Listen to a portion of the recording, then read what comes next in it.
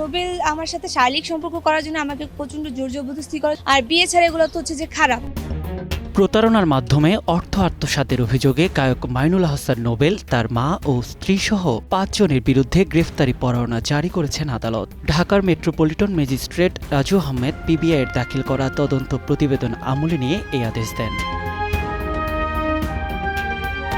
অভিযোগে বলা হয়েছে, আনান্নিয়া শবনম রোজ নামের এক নারীর সঙ্গে প্রেমের সম্পর্ক গড়ে তোলেন নোবেল। বিয়ের প্রলোভনে সেই নারীর কাছ থেকে প্রায় ১৩ লক্ষ টাকা আত্মসাৎ করেন গায়ক। অন্য আসামিরা এ কাজে তাকে সহযোগিতা করেছেন বলেও উল্লেখ করা হয়েছে।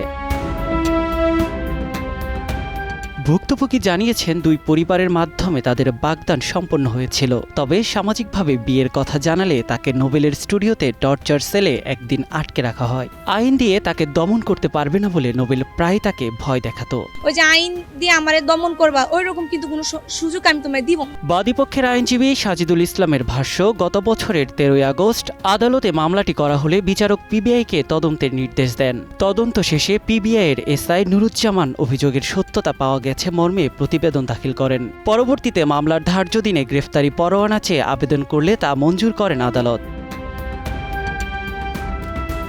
এর আগে ২০২৫ সালের ১৯ মে ধর্ষণ ও মারধরের অভিযোগে গ্রেফতার হয়েছিলেন নোবেল। পরবর্তীতে ওই মামলার বাদীকে কারাগারে বিয়ে করার ৫ দিন পর ২৪ জুন জামিন পান তিনি।